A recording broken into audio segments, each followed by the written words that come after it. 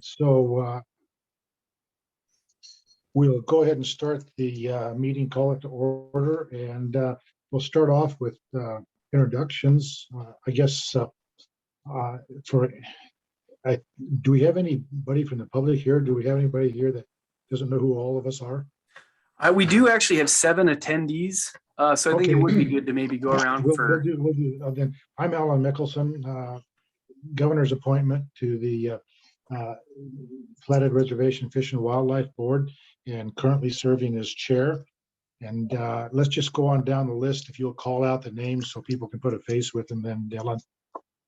Sounds good. Next up, I see Jim.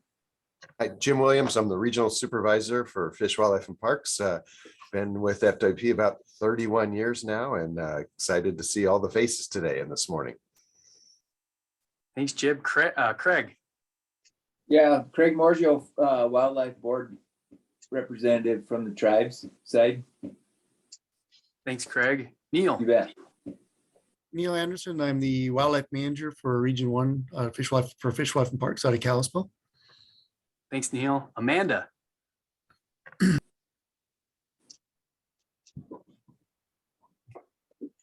Sorry, me, Amanda Bordeaux. Work at Fish and Wildlife for the tribes and permit agent for the board. Thanks, Amanda. Lee. Lee Anderson. I'm the game warden captain for Fish, Wildlife, and Parks in Kalispell. Oversee the law enforcement division in Region 1 in Northwest Montana, which would also include our person that's down on Flathead Indian Reservation. And over my left shoulder is Sergeant Nate Reiner. He's the sergeant that actually supervises wardens that do work down on the reservations for us. That's it. Thanks, Lee and Nate. Carrie. Good morning, everyone. Carrie Enos. I'm the wildlife manager for the Tribal Wildlife Management Program here in Polson on the Flathead Indian Reservation. Thanks, Carrie. Dan. Good morning. I'm Dan McClure, Tribal Fishing Game Chief. Here with me is Sergeant Howard Walker, newly appointed, and a new hire, Jacques Graham. Nice. Thanks, Dan. Dean. Dean joined us. Yeah, sorry, folks. I had some technical difficulties this morning, but Dean Vaughn, U.S. Fish and Wildlife Service representative on the board. Hey, thanks, Dean. Let's see, Martha. No, Martha's juggling meetings. Oh, there you go. Hello, everyone. I'm Martha Brusha, the Regional Office Manager for Fish, Wildlife, and Parks in Kalispell. For about 18 and a half years, I've been attending these meetings. Thanks, Martha. Mike Hensler. Hello, everybody. Mike Hensler. I'm the Fish, Wildlife, and Parks Fisheries Program Manager for Northwest Montana. Thanks, Mike. Morgan. Morning, everyone. I'm the area state game warden for the Flathead Reservation. Thanks, Morgan. Neil.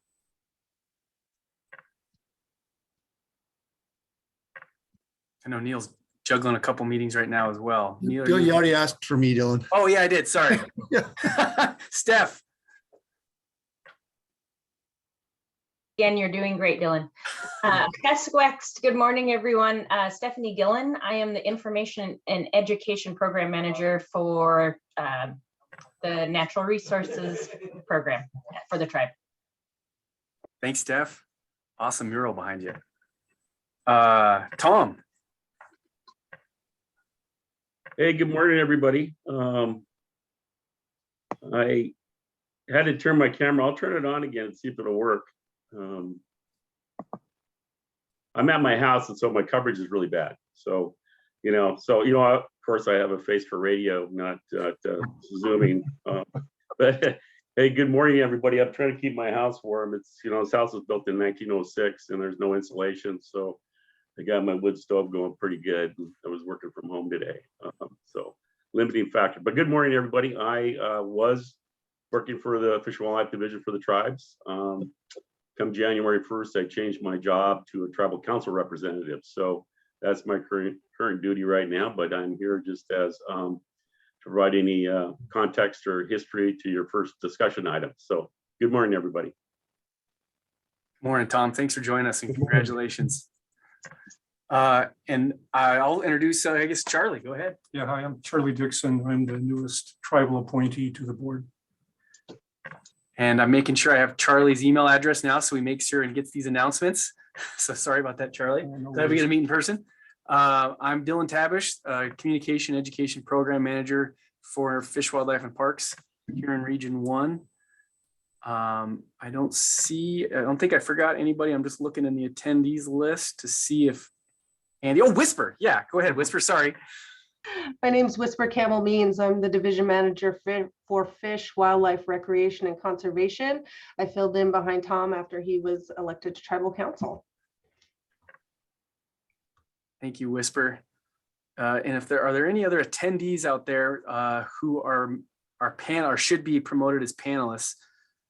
Just, I guess, as I'm explaining kind of the Zoom logistics here today, if you logged in through the link, you are in the attendees list and you can see and hear us inside the Zoom meeting, but we can't hear you or see you. We can only see a name in the attendees list. And so we'll get to a portion of the meeting at the end where there'll be an opportunity for public comment. So if you're here to provide input, that'll be at the end of the meeting. Otherwise, I'll kind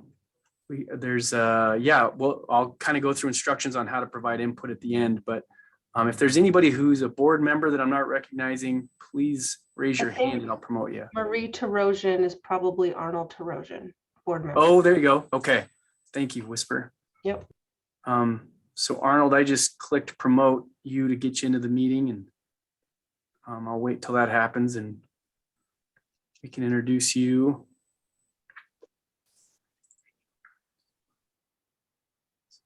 Just pause a moment. Okay. Arnold, it looks like you're in. Are you able to unmute yourself and introduce yourself?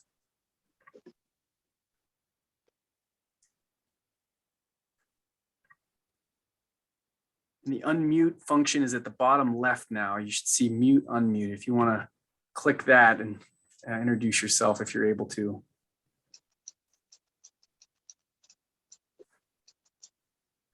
Oh, nice. And there is, looks like somebody else to come in. Okay.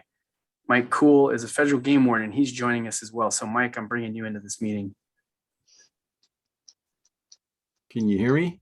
Yeah. Hey, there you go. Arnold, do you mind introducing yourself? Arnold Terosian. I was appointed by the tribal council to be on the board. This is my second meeting, and this is my first time I ever use this system. So you'll have to bear with me because I have no idea what I'm doing. Hey, you're doing great. Thanks for joining us. And I think last but not least, Mike Cool, if you want to introduce yourself. I feel much like Arnold. I haven't Zoomed before, so I was texting Morgan like, I don't know where the mute button is. So it makes sense now. I'm Mike Cool. I'm the U.S. Fish and Wildlife Service officer who covers our lands on the reservation. Awesome. Doing great, Mike. Thank you for joining us. All right, Alan, I think we got through all that. Floor is yours. Okay, I'm going to actually dive back into that and ask Dan McClure, did I hear that Jacques Graham is working now with you guys as a game warden? That is affirmative, sir. He's Well, been I here have to actually tell my wife that because she thought the world of him when he was in school, and she always kept saying when we got deer in the yard, I wish I had Jacques Graham's in school again. So anyway, welcome aboard and congratulations to Jacques. I think you guys got a good one there. Thank you. So, well, we'll go ahead and let's, now that we've done with introductions, the next thing on the agenda is the tribal license changes discussion. I know this created quite a bit of, I guess, I'm not sure how to describe it as controversy, concern, angst, or whatever. So I'll turn the time over to Whisper or Chairman McDonald or whoever you guys want to lead this off with.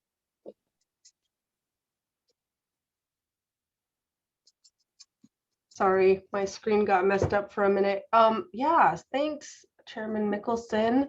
And I guess I'll start. And if we need Tom to fill in anything or if Stephanie needs to provide anything, we can have them as well. So everybody is probably close to being aware of the regulation changes that were requested by the tribal council during last fall.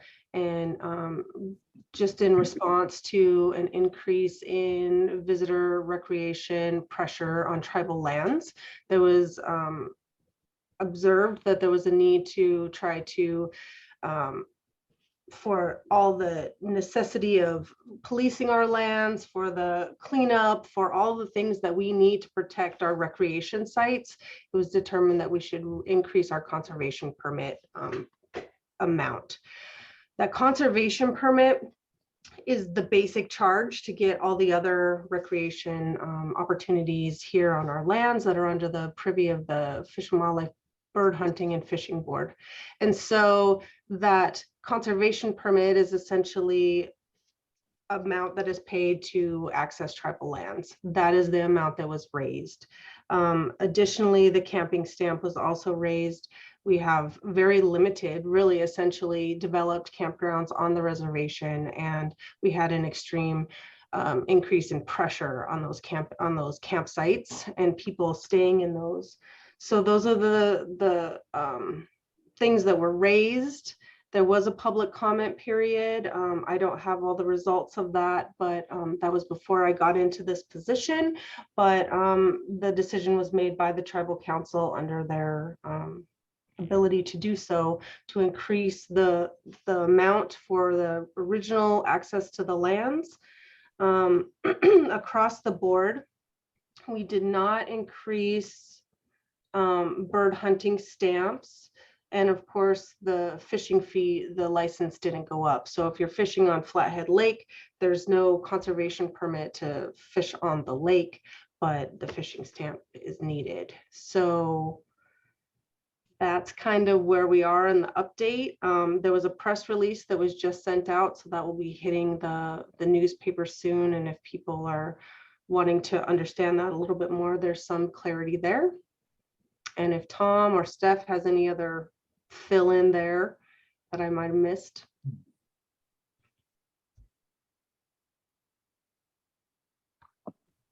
Yeah, Whisper, the other conflict issues is just simply, not enough space out there, no matter what people are engaged in. So the tribal council also considered closed areas. And that was the one thing that we were hoping to avoid. But so there are some new areas that are closed to the general public. They're mostly concentrated on the northwest part of the reservation on those tribal lands in the Hog Heaven, Chief Cliff, Urban Lookout area. And then there's a somewhat popular recreation area called Twin Lakes that is also going to be a closure for the general public. So the capacity at some of these sites like Twin Lakes is just almost, it can get exceeded just simply with the tribal member landowners using it. So added public pressure just made it one of those sites that council considered as a tribal member use only area.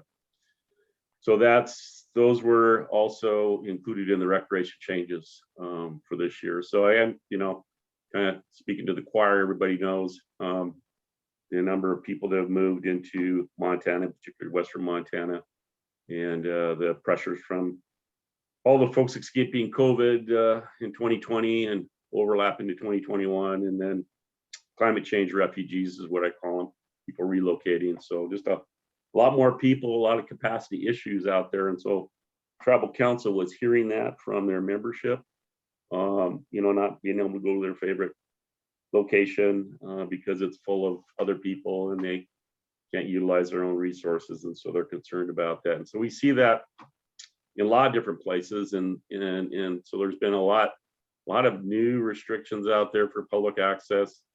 Probably the most prominent one is the restriction to go to Glacier Park, and what we've instituted there as far as limiting people that can enter Glacier Park, drive one of the Sun Highway. And it's basically a lottery. So some people today, if they had visited Glacier Park in June or July, August in the past, they may never be able to do that again in their lifetime, unless that program changes. So one of those unfortunate results of so many people wanting to be out there and loving it to death and having to define a carrying capacity. It's unfortunate. So hopefully we can be creative and have some more room. I know the tribal council and staff didn't want to do anything to affect the residents of the reservation as much as possible. So the primary thing there is the camping stand. A lot of us shared the pain knowing that we have immediate family and relatives and friends that live off the reservation, live out of state and may come and recreate, like my own family. Now they'll have a higher fee to be able to utilize tribal resources on the reservation as being out-of-state residents or off-reservation residents. It's going to be burdensome for a lot of people. And of course, people just object to any fee increase, no matter what it is. And over time, over the last 28 years, we've tried to do smaller incremental fee increases. This one was a targeted one to increase enforcement revenue. That a lot of you know, we don't have the same funding sources as Fish, Wildlife and Parks or the Forest Service. We're really dependent upon only licensed revenue. We don't qualify for Dingell, Johnson, Pittman, Robertson, Wallet Borough funding or land and conservation funding, any of those other typical operational based fundings that a state would enjoy, or more federal support from your federal tax dollars like the Forest Service enjoys. So we're very unique in how we operate in funding. So revenue from the recreation permit is very critical, and making sure we can monitor and patrol those areas and keep impacts low and reduce conflict out there is important. So fee increases are part of the norm. It's unfortunate, but that's kind of what council looked at. And I apologize so much to the board members, because we tried to, as a courtesy, always in the past, make sure that the board knows about any recreational changes like this that are part of the proposed cycle. And we always try to address that and give that opportunity to the board to have direct insight to it and kind of ahead of everybody else and have special comment for it. But the tribal council had a very difficult time with this, and they just could not make up their mind, and we kept going back and back and forth, and so it's very difficult for tribal council. I could see their pain because traditionally they want to share everything, and that's always been the norm for the Salish Kootenai tribes, is be able to share their resources. And so they really struggled with it in trying to figure out how to take care of their own membership that owns most of the land, and their subsistence uses and cultural uses and recreational uses on their own property. It was very difficult for them. So we kept on pushing it back, kicking the can until finally it was right up to the wire for us to be able to meet our requirements for public notice and due process under Administrative Procedures Ordinance for public comment period in that process. So it came right up to the wire, and by that time we were done with all our board meetings. And so it was we lacked that step that we've always included. And so we tried to facilitate as best as staff, but sorry about that. And I think that was some of the confusion that a lot of the board members took a lot of calls and concerns from citizens out there. So, but that's where we're at today. Again, the good news is that our regulations are annual, so we can tweak and adjust regulations and adapt as we see fit through time. So things aren't working out, we can modify, we can do different things. So hopefully things turn out for the best. And if there's any questions, I can try to answer them. Thanks, Tom. I really appreciate that. Are there any questions from any of the board members on this? Yeah, can you hear me? Yeah, go ahead, Arnold. Yeah, this is for Tom. Tom, have they come up with a map on how large of areas are going to be closed?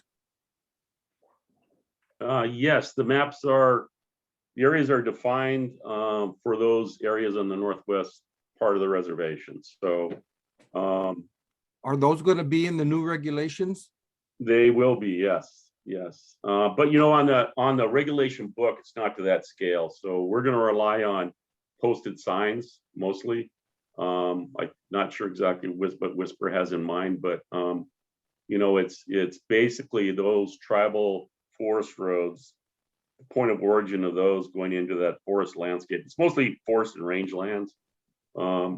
You know, those areas up there have very little recreation use on them anyway, but there was a lot of concerns with some commercial use that was going up there. There's a couple of new businesses that were utilizing tribal land, kind of skirting the correct process with ATVs and UTVs and renting those out. And so there was a new player on the landscape that a lot of tribal members saw out there that wasn't normal. And that was one of the main catalysts for that area's sweeping closures in that particular landscape. So the Kootenai elders were critical in that one, coming up with the recommendations. What about over in Twin Lakes? The Twin Lakes is basically defined by the Espinosa Road and the canal system roads. So it's just the immediate area around both of those cirque basins, those two lakes. Okay, thanks. Mhm.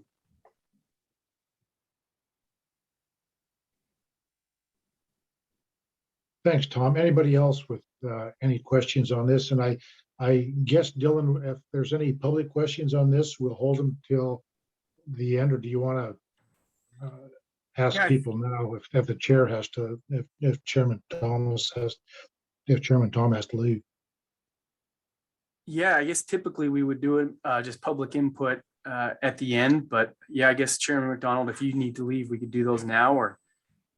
Oh, no, I would, I was scheduled the time to be with you the rest of the morning, so. Okay. Okay, that's If you great. want. Let's just go ahead and hold those questions and then jump into the next item on the agenda then, which is our enforcement reports. Great. Well, I think we'll start with Chief McClure. And I shared along his report that he asked me to give to you all so that you can kind of reference that during his first presentation. And I'll open it for you here, Charlie. But go ahead, Dan. Thank you. So first off, this last year has been kind of weird. We really work really close with Morgan down here on the reservation, and sometimes it takes us off the reservation, but he was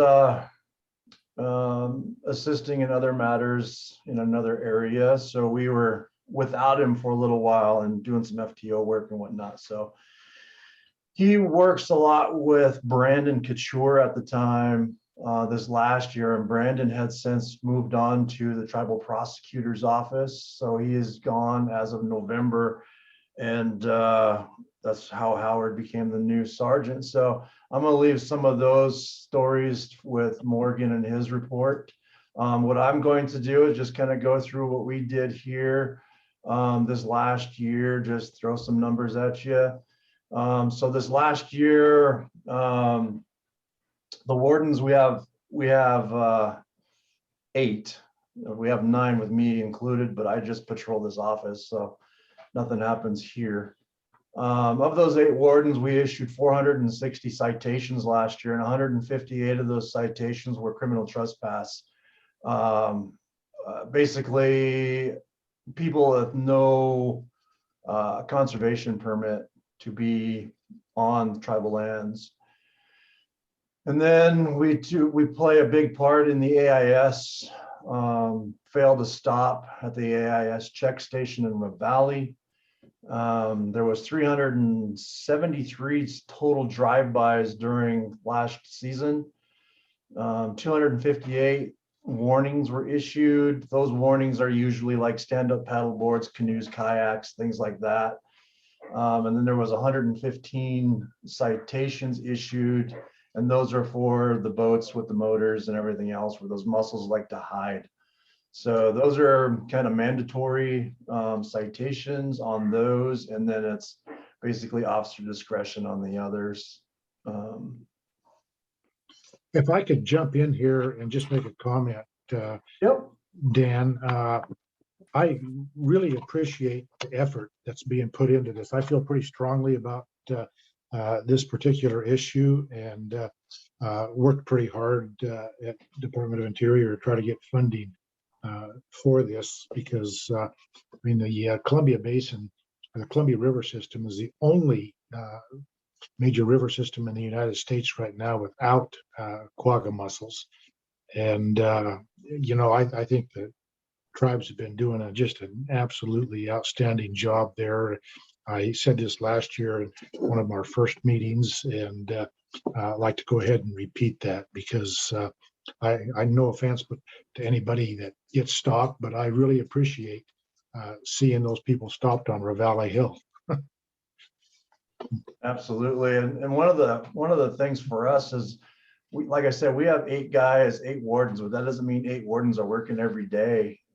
3 at most, and one of them is assigned to this AIS check station. And then when we cannot fill that gap on a particular day, a lot of times I'll call Sergeant Reiner or I'll call Morgan direct and ask them if they have any guys that would pick up shifts down there as well. And they always seem to get people down there when we can't. So combined effort on that, we definitely are trying to stop every vessel that tries to get by anyway. So we're hitting it pretty hard. So throughout the summer, we have a large issues with black bears, and particularly in town of St. Ignatius and Hot Springs, and we trapped, we set 50 traps last year and we caught 18 black bears, and we relocated those bears back in the woods. So hopefully they stay there, but most likely they will not. We do a lot of public education on that portion because in Mission they had, I don't know, a couple hundred fruit trees that I think the citizens of Mission didn't realize they had as many as they did, and that was attracting the bears from the creek. And so we did a big campaign with the town there, and they're now almost all going to the bear proof cans. So we'll probably do the same thing with Hot Springs this next summer. See if we can't do something with them too. But black bears take a lot of our time, and hopefully this year we won't have to do as many black bears. Whisper and I are working on some different proposals and plans on different things like that. So, and are grizzlies hired? Excuse me, are grizzlies handled under a different program? So Carrie Enos, tribal biology, handles all the black bears. We assist them when we can, but they are solely, unless we accidentally catch one in our black bear traps, it is solely their duty to handle those grizzly bears. Okay. Okay, moving on. We have adjusted some of our patrols. We did 250 hours of hiking and biking patrols. Biking patrol is a new one. We have a lot of people here now that love to ride their mountain bikes, and the only way to catch them is to be on one ourselves. Brandon Couture, who I already advised left, and myself and Peyton Alexander did a lot of bike patrols up in the Jetty area. Surprised a lot of folks that were out there patrolling. So that was a new thing for us and highly enjoyable. For the most part, though, those folks had their permits, so that made us very happy. The wardens did 21 community education. Again, we do a lot with different schools and different programs, hiking clubs and whatnots, to try to spread the word about tribal lands and getting the necessary paperwork to do so, to access those lands anyway. Then the rest is kind of, I'm gonna leave to Morgan to talk about any cases that he and Brandon may have had last year, simply because Brandon's not here to do that portion. So I'll leave that part for him. The last couple of pages is just basically some stats. In 2021, our wardens checked 6,154 individuals for conservation permits. You can see that it's been broke down through the months, where, you know, it's midsummer is always will be the highest. Then it kind of dies off and then it picks up a little bit in October when those pheasants and whatnot need to be handled by our sportsmen. So recreation is at its highest in July and usually because everybody's out hiking around. So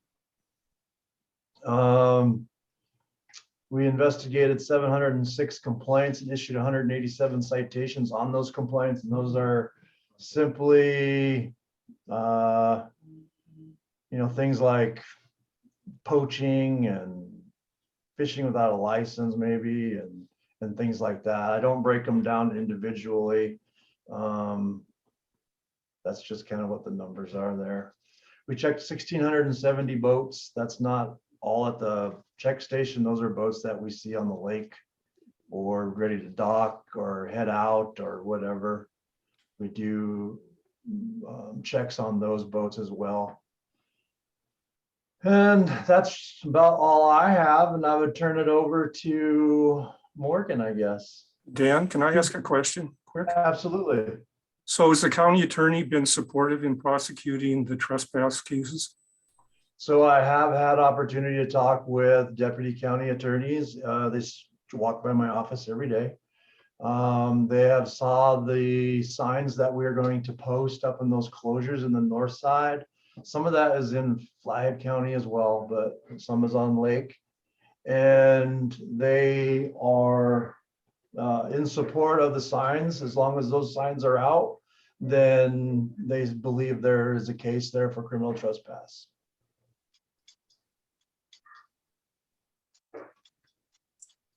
Great. Any other questions for Dan? I have one real quick question, and that's the report says that tribal members did not harvest any bison at Yellowstone during 2021. Was that because there was a real poor migration out of the park, or what was the reason for that? You're absolutely correct. There was no migration during our hunt season. Our season ends January 31st. And there was just no migration. And really, there still isn't. Talked to park officials yesterday. There's about 1,500 still way back in summer pastures. So it just still doesn't look like they're coming out yet. And I'm going to jump in with one more comment here because I'm congenitally unable to not talk. I've had a lot of discussion with people over the years. I guide on the Clearwater River in Idaho for steelhead and salmon. And I want to, again, express appreciation to the CSKT for their work and their game warden work in particular at over there at Gardner. It's just the tribal game wardens have been exemplary, I think, in their activities over there. I've heard nothing but praise, and that's compared to some other issues that always seem to arise over there.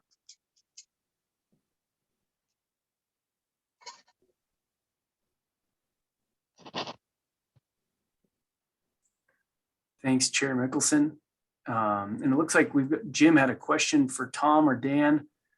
He said, I took a call this morning and the individual wanted to know if the northern closures were for motorized traffic only, or does it apply to partridge hunters and horseback riders as well? It's a complete no trespassing closure for all activity. Okay. Thanks.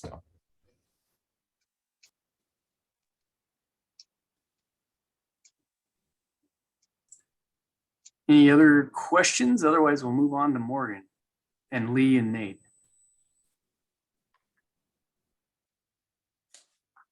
All right, go ahead, Lee and Morgan and Nate. Yeah, thanks, Dan. And yeah, like Dan said, it's kind of been a weird year. We had some vacancies or a vacant district further to the west here. So I ended up covering through until about August, about 5,000 square miles from the Missions to the Idaho border. So I was spread thin and running on a lot of different calls and stuff. So, but now going forward, we've got that district filled. So I'll be more present going forward, and I'll see if I can figure out how to work this slideshow.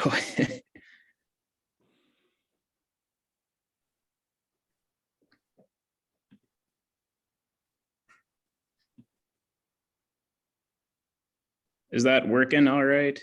Yep.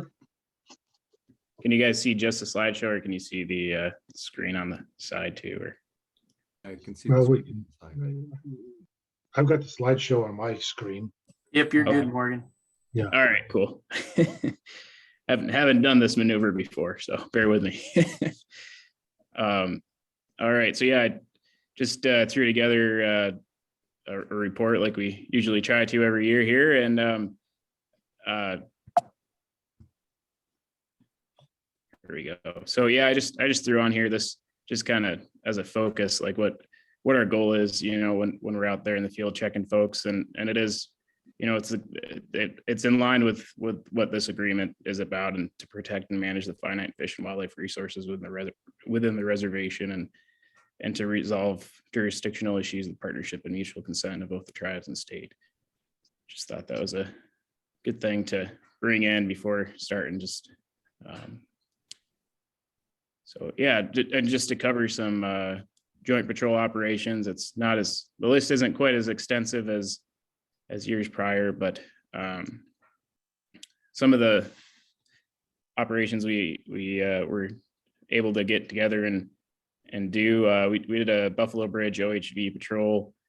Some folks decided they were going to do an unsanctioned off-roading event on tribal lands down in the Buffalo Bridge area, and that well, basically we were down there ahead of time, so that put the damper on that. But then it changed to a party up on Jetty, and when we saw the Subaru with pallets stacked on top, that was the giveaway that the driving away from Buffalo Bridge, that the party location had moved. So we were able to successfully break that up, and a few MIPs were issued, and that was a good effort together. We did do some joint night patrols, and we did, well, one decoy operation. Mike actually got out with us and paid in. Also patrolled Dog Lake and the upper and lower Lone Pine reservoirs for ice fishermen. Patrolled the lower Flathead River with Brandon, and we had a joint. We did coordinate for our pheasant opener and waterfowl opener, and I'll elaborate on that in a bit. And then Howard and I did a joint check station out on Browns Meadow. We got a few folks that didn't get their rec permits coming out of the hog heaven area, and then we also ended up stopping an individual coming down from off the reservation, off of Browns Pass area, that got a white-tailed doe without got a deer without the proper permit. They were trying to use a doe permit for, I believe it was the valley, and the deer was already at home, but we ended up through an interview figuring out what had occurred, and we're able to wrap that case together. But yeah, so for the waterfowl opener, it was a pretty busy weekend. I did have our new warden over in T Falls out with me for the weekend jointly. We all covered the valley and coordinated where we're all going to start the days, and we made 51 contacts on our end between Travis and I, and we had 5 early shooter citations, three plug violations, 2 federal duck stamp violations, and 3 bird hunting license violations. So it's pretty busy opener for that. And I was able to get out last January. Did a Lower Flathead River patrol with Mike, and then we got out to do 2 more, one in December and one in January this year. Our season structure was a little different, so we were able to get out before the January closure, which happened a little earlier this year. And then we had an illegal pheasant case that was shot on the roadway, and we went down to Missoula to try to make that case with an interview, but unfortunately it didn't pan out. But it was kind of an interesting day. We ended up parked in the tire shop after my patrol truck got in alignment, and there was a felony stop right in front of us, so we were able to assist on that. Just a really kind of crazy, weird happenstance. But and then we also had some joint feed and deer cases and assisted on some bear conflicts, and we also put some antlers together to help with some trespass issues and illegal pickup out on the bison range. Yeah, so that was just some of the pictures from that OHV patrol. That you kind of have to look hard, but that Subaru has a bunch of pallets stacked up on top of it. It's kind of a funny deal. And then this is one of the Flathead River patrols. If you look close again, you can see just how many birds are in that area. Towards late December, middle to late December and early January. It's just it's quite a testament to the resources on the reservation and just how rich they are. We were trying to guesstimate how many birds were out there, and it's a hard thing to do, but we were thinking, well over 1,200. It looked like to us. Made some contacts that I figured that'd be a good picture for you guys to see if you could spot the real birds versus the decoys there. The birds are all underneath those decoys, but we had some there were some water safety violations on that last one there, but yeah, and just the slough there, and then just some different wildlife cases. These are most of these are off the reservation. Some of them were on, but these, unfortunately, this fall season for black bear, we had a couple of cubs shot. So we took care of those. Some spike bulls.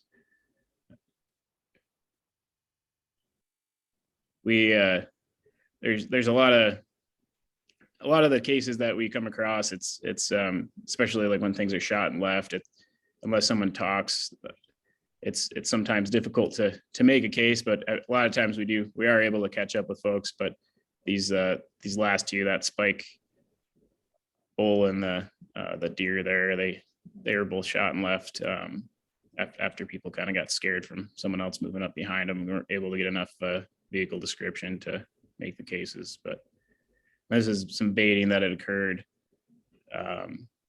Always running into different things like that. And this is, I might have skipped a page. Yeah. So this is a bigger bear baiting case, able to make this year with the help of a few wardens, our investigator and our new warden over in Thompson Falls, and Sawyer up in Troy and Libby area. But this fella has a online presence and a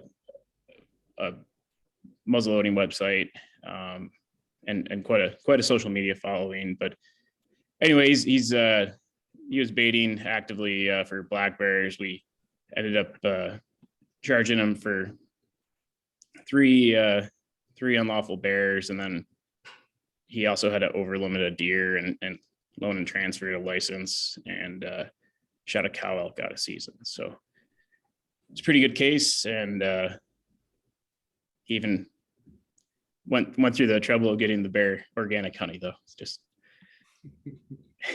but yeah, not obviously some serious violations, and it was good to make the case on this person.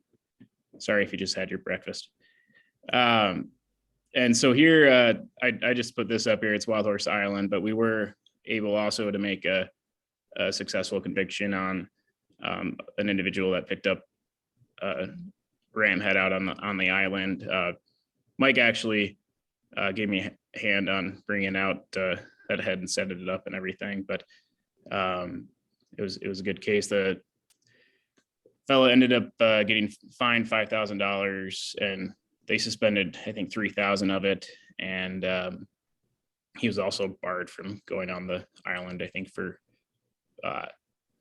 maybe 2.5 years, if memory calls right. But and then some other violations, helping, with AIS with the T-Falls, between T-Falls, AIS check station and River Valley, helped on both of those. I was probably, more in T-Falls, since I was, other than the wardens up north, I was kind of the main person there for the summer. But this rig actually drove past River Valley and ended up catching out on the west end of Plains. So it was kind of a long retrieval, but we're able to catch that. And this is just a random deal where you can kind of see the before and after. Caught a guy coming into one of our parks with one of our signs, and he pulled it out of the ground on the left, and he had the saw and everything ready to go with the sign and his rig. But and then water safety violations, it's pretty common. This is overloaded, as you could tell. There's too many folks on that. No life jacket. This is a AIS violation that was on the water. They didn't believe they didn't get checked, and then they also didn't have their AIS prevention pass. And then that's just a rundown of contacts. It's kind of, since I was on quite a big area, running quite a big area this year, I don't quite have as many contacts as I normally would, but run into a lot of calls of service and stuff like that. And then this is just a map of citations, there's about 11 citations on the reservation, water safety, AIS, and wildlife poaching related ones as well. So, and then, assisted Division of Fire with the Blue Bay Fire, help clear the water and try to get people out of the way for the water retrieval operations for the aircraft. And then we also worked jointly with our sheep translocation last spring, or I guess might have been winter time. And then, typically we do a lot of hunter education events and other events, but with COVID, we hadn't quite started those up yet, but next year I'm sure we'll have a lot of those to report back on, since we'll be starting here soon on all that stuff. So and I think I did forget to mention another case we worked jointly at. Garrett made a really great bobcat close season case on the reservation. That was last winter, I think, around this time, and we ended up making contact together with the individual off reservation and checking another one of their sets off reservation to verify that it was the same person. And then we've had a joint case that we've been working with the feds, and we were out on that probably 6 or 7 days, like full days working together jointly. And then Howard and Jacques and I have a really good case that we're working now that we can't really share a whole lot of details, but next year we'll be able to fill you in. So, any questions?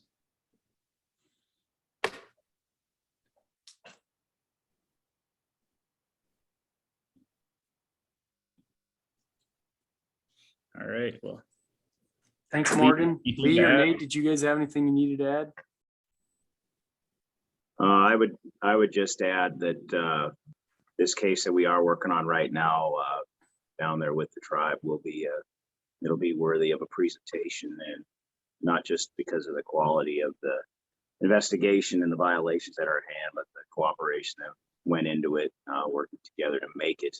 And I would just plug one other thing for Morgan. He briefly showed that bear baiting case there, and he didn't go into a whole lot of detail, but and it was just off the reservation. But the field work that he put in, along with a couple of these other wardens, on site finding these bait sites.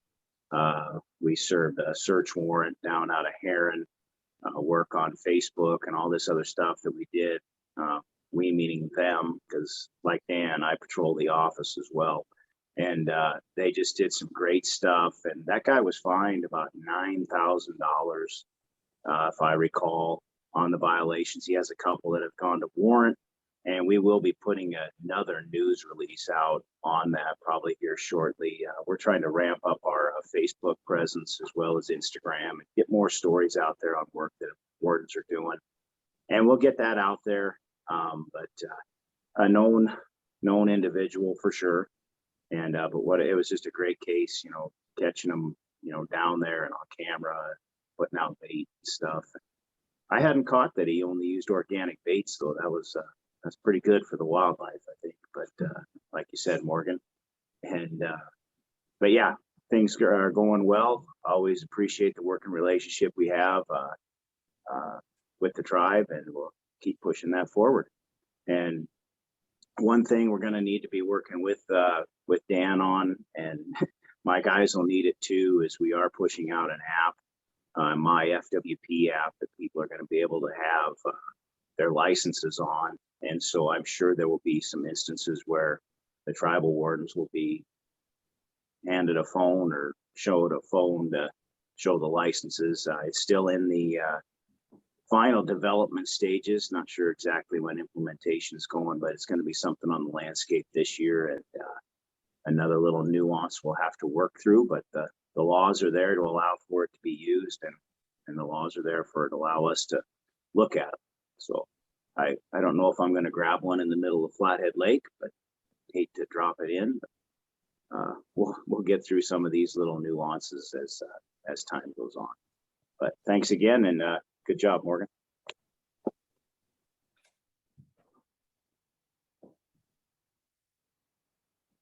Okay, thank you. Anything from Fish and Wildlife Service? Yeah, I have a presentation put together. If I can, like Morgan, if I can figure out how to share my screen.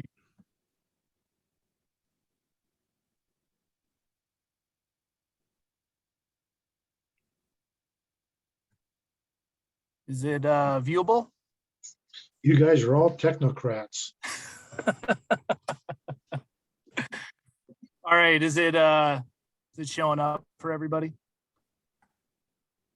Yep. Okay. So my name is Mike Cool. I'm the Federal Wildlife Officer. I'm stationed out of the Western Montana Refuge Complex, which for some of you is going to be a little bit different. I used to be stationed primarily out of the Bison Range Complex when I first got here in 2010, and was only responsible for covering our property, which was entirely within the reservation. But over the intervening years, I've picked up responsibilities in Stevensville, and then also a lot of property in Flathead County out to Marion. And then I just picked up the Swan River National Wildlife Refuge and another WPA over there. And also kind of share responsibilities for some waterfowl production areas we have in Ovando. So a lot of property spread out over a big area.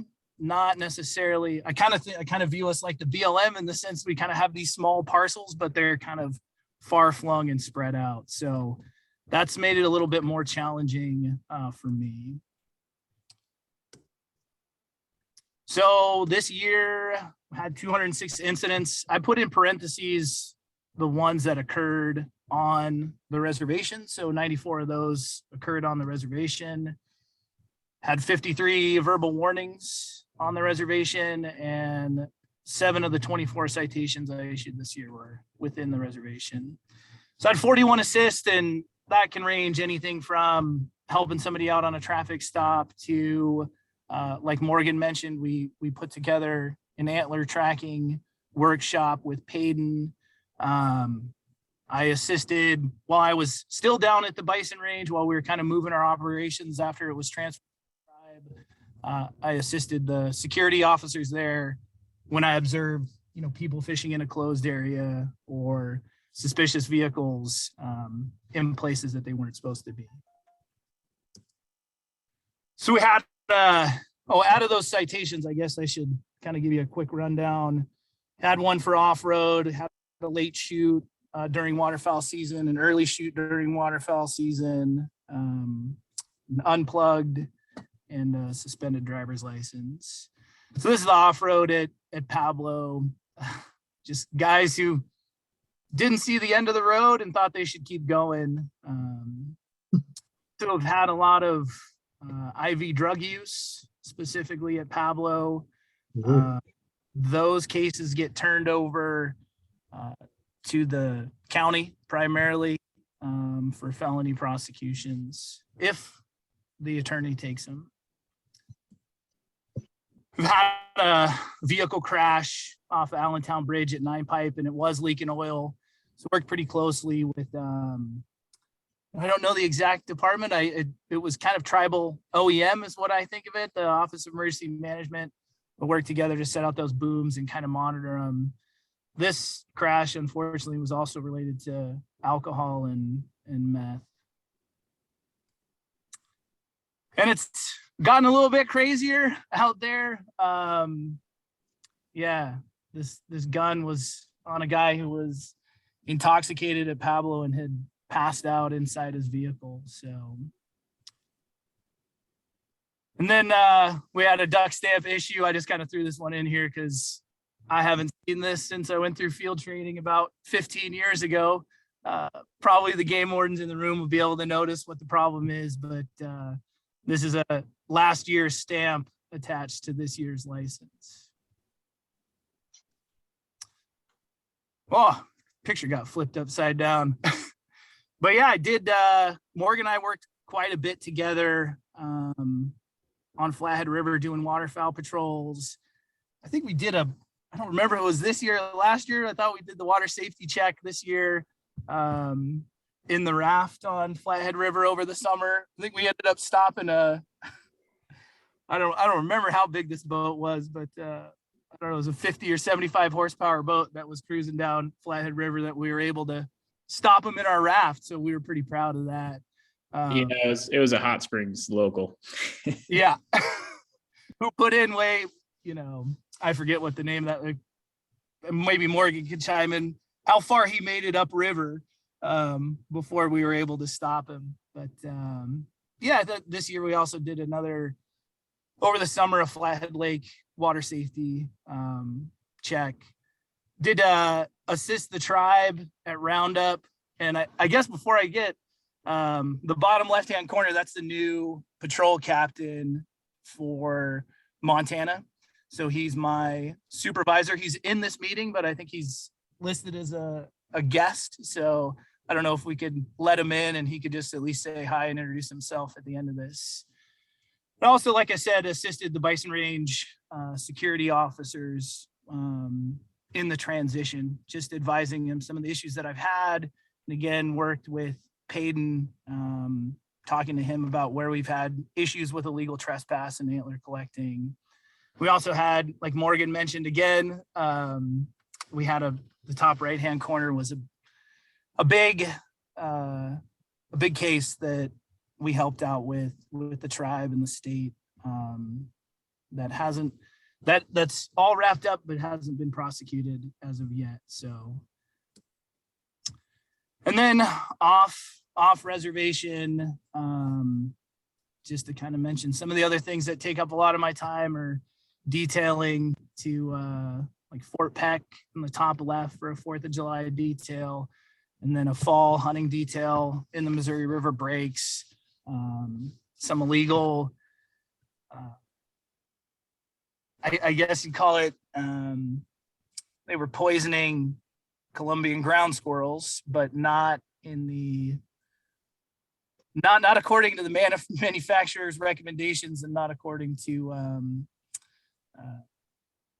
the regulations. So how to deal with that. And then we had a poached elk on Lost Trail in a closed area and the day before the season opened. And shout out to Dean Vaughn, who just happened to be camping in the area, who helped me skin that elk at midnight. And then another waterfowl detail on the Missouri River, closer to Great Falls, which is quite a bit colder than it is on this side. And then I have to have an obligatory, bison photo. Even though I don't work at the bison range anymore, it still holds a special place in my heart. And a couple of things to continue to work on, I think, for all of us is just continue continuity in the regulations and how we address issues. In particular, I just wanted to highlight again that Nine Pipe and Pablo National Wildlife Refuges are easement, they're overlay refuges on tribal land. So they both are on tribal land, and the tribe and the state, we don't hold, the federal government doesn't hold any special jurisdiction or authority on those lands. That tribal wardens and state game wardens can write whatever tickets they can write on tribal land, they can write there. So, and then just we had a quasi coordination meeting this fall, which really led to some good cases that Morgan highlighted. We get a lot of complaints about early shooting and late shooting on the reservation. And I think we did a pretty good job addressing those issues this year, and also with being able to kind of spread our limited resources across the reservation. And again, even though the bison range has been officially transitioned to the tribe, I know I speak for the rest of the Fish and Wildlife staff, but also myself, that if there's any assistance that's still needed going into the future, we'd be happy to provide that. And just in general, I'm always available to assist. There are additional resources that the U.S. Fish and Wildlife Service can bring to bear for violators on, non-member violators on tribal land. So do we have any questions? Hey, Mike, what's the name of your supervisor? I'll try to find him and promote him into the meeting. Mike Blessington, or Michael Blessington. Okay, there you go. Michael, I'm promoting you in right now. Sorry about that. I just thought this is a kind of funny classic Fish and Wildlife Service sign that we say parking area, overnight parking permitted, and then we say no camping. But I'll pass it off to Mike if we don't have any questions.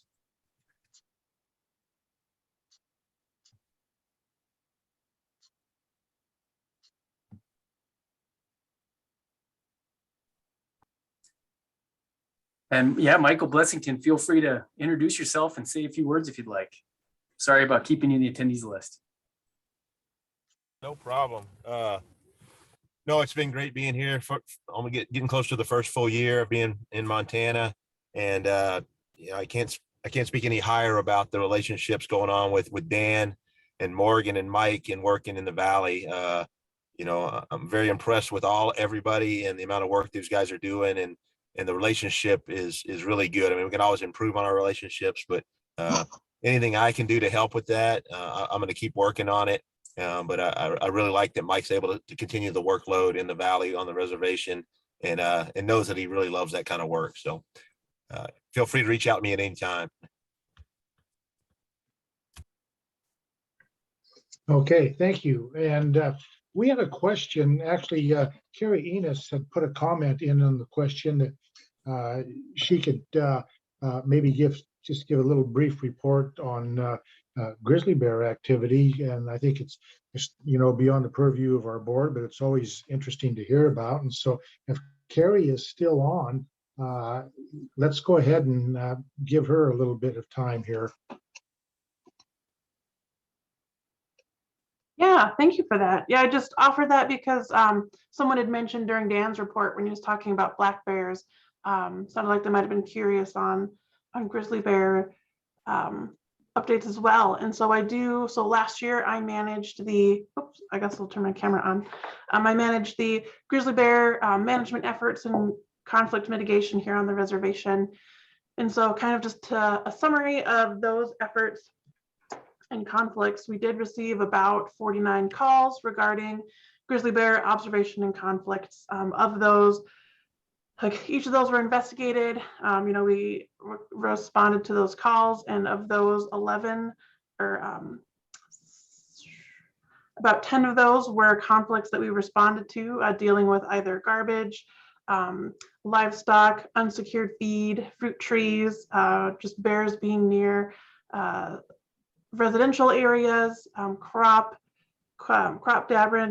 damage with corn, and then just a couple others. And then, I've got a report that I put together here that also talks about our conflict prevention and response efforts.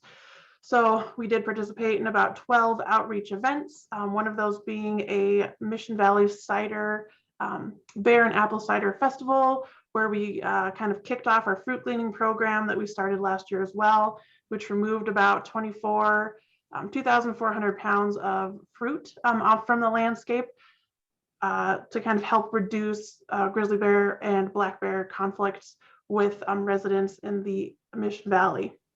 We had 3 bear spray training events that reached about 90 local folks there. And we have also a program where when people bring in or purchase a conservation permit or recreation, any kind of stamp or fishing, hunting permit on the reservation, we also provide the opportunity for them to purchase a can of bear spray for $10 to just try to get bear spray in the hands of as many people out recreating as possible. So we did give about 280 of those out last year. And then we do have some of those cans that are able to roll over to this year as well. We distributed about 80 Kodiak bear resistant garbage cans through our loaner program to kind of help target individuals that self-haul their trash, aren't necessarily on a Republic Services program, but we did add 80 more of those into that program and distribute them last year. I think that we monitored sites for grizzly bear presence and activity, but again, just keeping make sure we're reporting on those conflicts. And then that's kind of our update there as far as kind of how we responded to grizzly bear conflicts and our efforts to kind of reduce that human bear conflict interaction. Thank you, Carrie. Just out of curiosity, I know 2 or 3 years ago, there were a number of, or several bears that were killed with vehicle incidents. How's that been going the last year or two? We did have a few more mortalities of grizzly bears on the roadways. So we had one of them, a cub being hit on that 9 Pipes corridor again last year, and then one on a kind of secondary side road. We did have another cub, hit and ended up, not making it from that vehicle collision as well. And so we are kind of continuing to monitor that and work closely with, MDT as we put together the section of highway reconstruction near, 9 Pipes, since that's, where we do have a substantial portion of our grizzly bear mortalities along Highway 93. Okay, thank you. Are there any questions for Carrie from anybody? If not, we'll ask if there's any new business that needs to come up.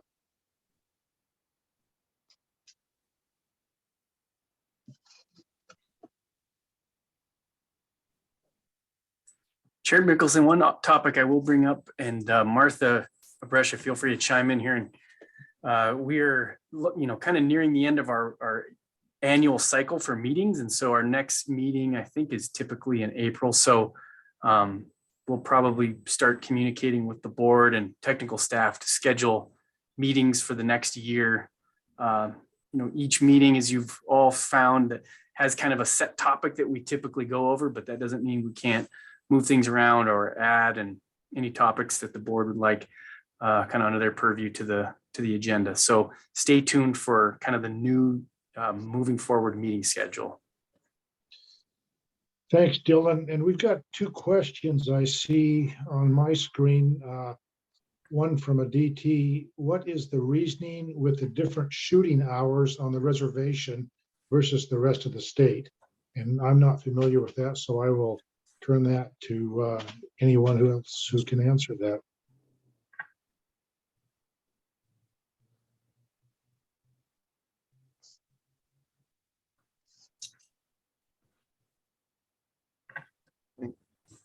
I think there's some history there, Chairman, with protecting swans. Whisper, is that the original intent, I believe, with the different shooting hours for waterfowl?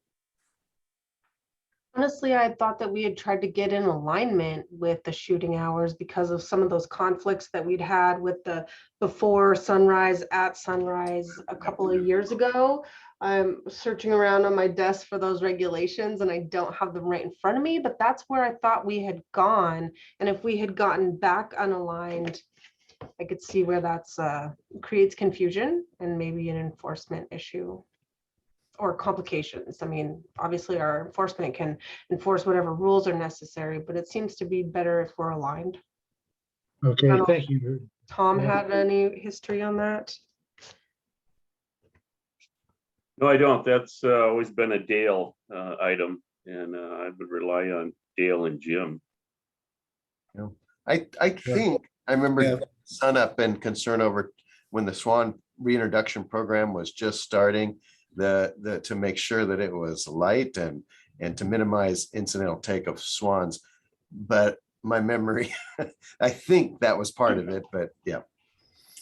Yeah, I guess I was with Whisper. I thought Dale was always trying to align with the regulations outside of the reservation, so they were consistent. But Okay, the commenter said that they're very different and would be nice to see if they could be synced up. So I'll pass that on for what it's worth. Thank you. Okay, and the next one is a question or more of a comment. It says, so the fee increase has been passed, ? What areas will I see improvement with the higher fees?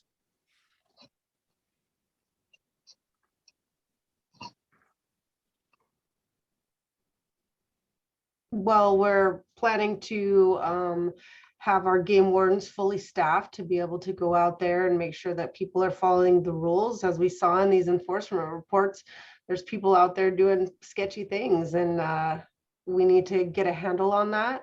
We're still making plans for updating campgrounds and trying to get things like that in alignment. And I don't know at this time that we'd see increased camping, but we're having to look at the overall recreational plan of the reservation and see what we can even sustain for the tribal member landowners and additional recreation by our family and friends. Okay, thank you, Whisper. Appreciate that. Are there any other comments, Dylan, that you have or questions? That's what I had on my screen. Do you have anything else, Dylan, that we need? Yeah. Comment?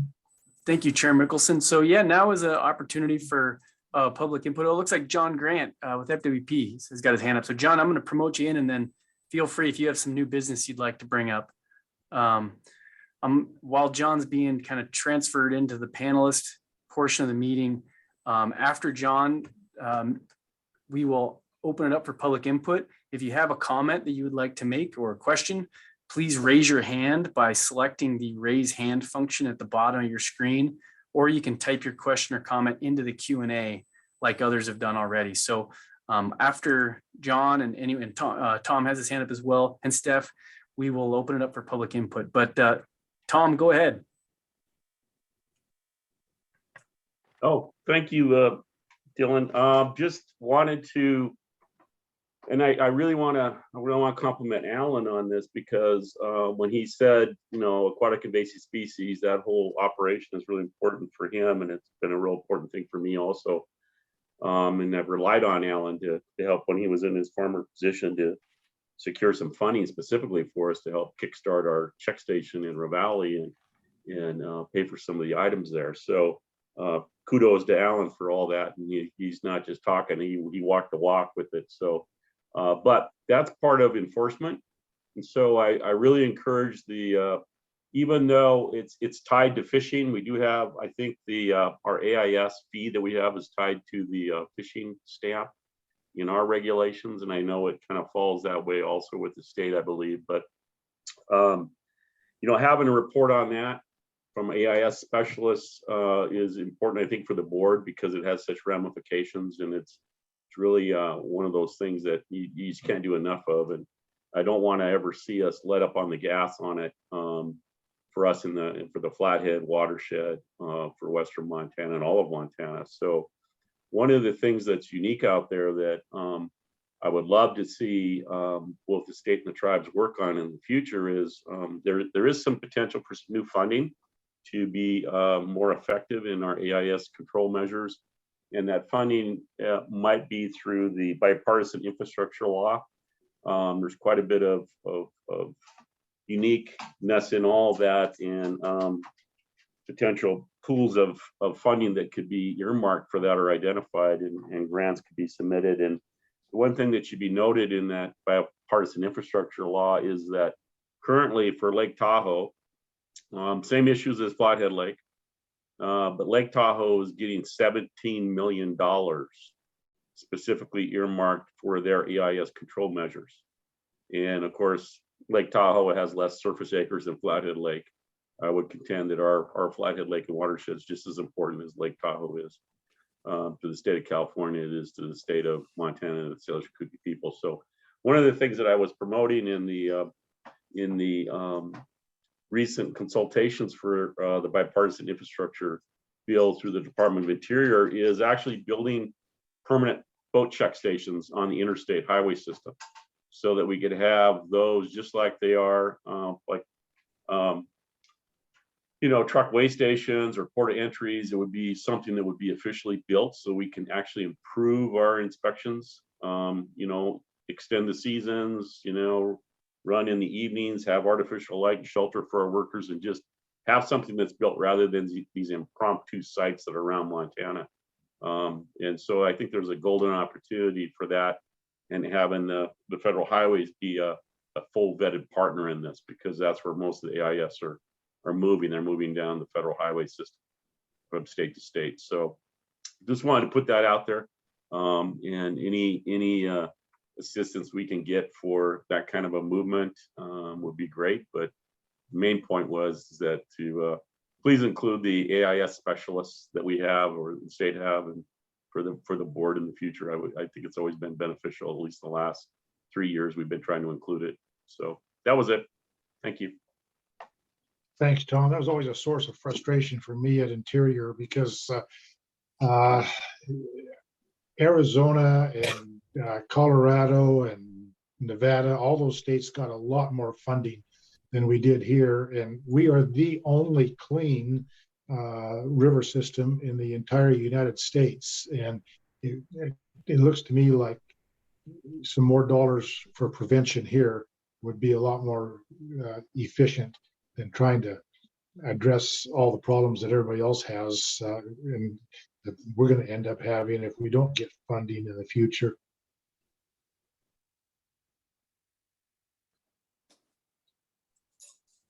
Yeah, Jim, is this AIS related? Right. Chairman Mickelson, Councilman McDonald, I just wanted to add that our plans are to continue the closure we created, the extra closure on the Flathead Basin. And we worked on that years ago, and the compliance has been pretty good, but so far there aren't any plans to change that either. So. Steph, go ahead. See your hands up.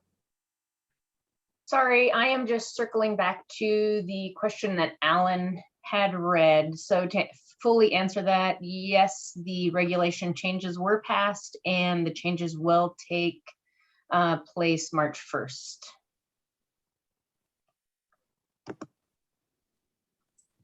Thanks, Steph. John Grant, I saw your hand up. Do you want to introduce yourself to the group, and do you have any new business you wanted to add, or just an introduction?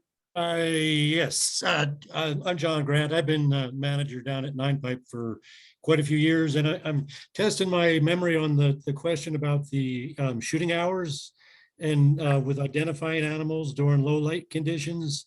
And around here, or on the reservation, lots of places are hunting both waterfowl and pheasants at the same time. And what I believe what Dale was trying to do is protect the hen pheasants from being misidentified as roosters during the low light conditions, so that the shooting hours started at sunrise rather than a half an hour afterward. And then after the pheasant season closed, then the shooting hours were then a half hour earlier to be able to get after the waterfowl that are flying early. So that's what as I recall.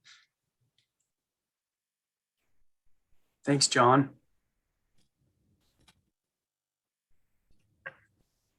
So seeing no other new discussions, I'll open it up for public input. If you have a comment or a question. Oh, sorry, I see another hand pop up. Dean, go ahead. Yeah, I guess my question would be just for the LE folks, if they see on the reservation, I know there used to be lots of differences within the regs. Like everybody's already spoken to, they tried to get them aligned, but there is still, to me, it's just the half hour before season, and then after, during the split or later on after January, waterfowl switches over to half hour after. But for the majority of the season, it is also it's sunrise to sunset for waterfowl. So I know that is different than other areas, but I'm just curious if the enforcement staff have consternations with it, and if they've seen issues here in the last few years since they've tried to be synced, even though they're slightly different. That's all I have.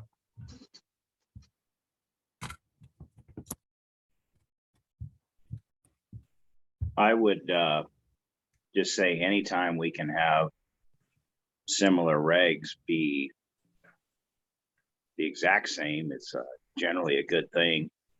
I know this year where on the opener waterfowl, you know, some of those issues that popped up were because of that difference in regulation and a lack of due diligence on the part of the hunters that were jumping the gun to recognize that. But if we had everything the same, it usually makes our life a lot easier. Yeah, this is Mike Cool. I would just second what Lee said. My experience has been the guys that shoot early are just used to hunting in other parts of the state. So just to be clear for everybody who this isn't their life, in pretty much every state, and outside of the reservation, you can conduct waterfowl hunting starting a half an hour before sunrise. My understanding is pheasant hunting, it's pretty standard that it's sunrise to sunset, if I'm correct on that. So I've been told in the past that it was because, you know, the Mission Valley is such a deep set valley and there wasn't enough light to properly identify birds. But I would just second what Lee had to say and say, I think if we can get consistency with the rest of the state, it'll reduce problems.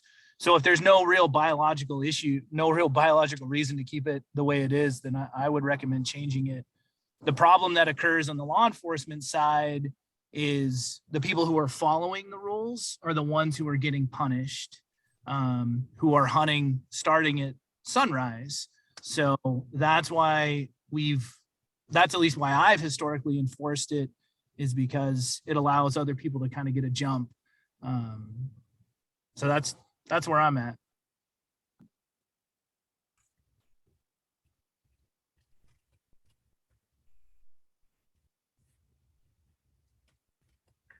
All right, thank you for that discussion.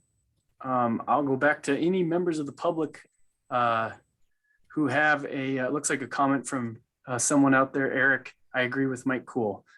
So any comments or questions, please raise your hand or type it into the Q&A and I can unmute you.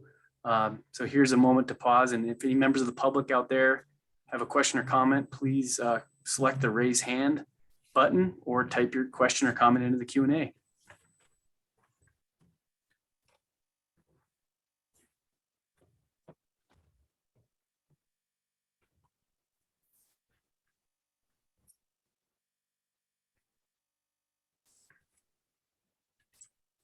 Okay, I'll pause a moment longer. Otherwise, I'll send it back to you, Chair Mickelson. Any questions or comments? Now, if you're an attendee, member of the public, please select raise hand or type your question or comment into the Q&A at the bottom. Here's a comment that came in from Atlas McKinley. I agree with Mike Cool. I hunt the reservation and would appreciate the shooting hour change.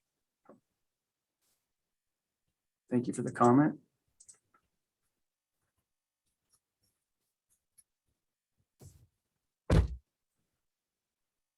All right, Chair Mickelson, I'm not seeing any others. I'll just hand it off to you. And Okay, well, we'd like to thank everyone for their time and attendance, and especially Chairman McDonald. He's got a lot on his plate, and for him to come to something like this is greatly appreciated.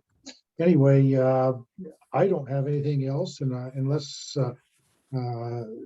someone else does, I think we can adjourn this meeting.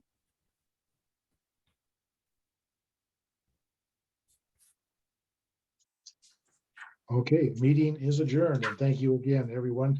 And also welcome to all of our new board members, and enjoy. One of these days we'll get together in person.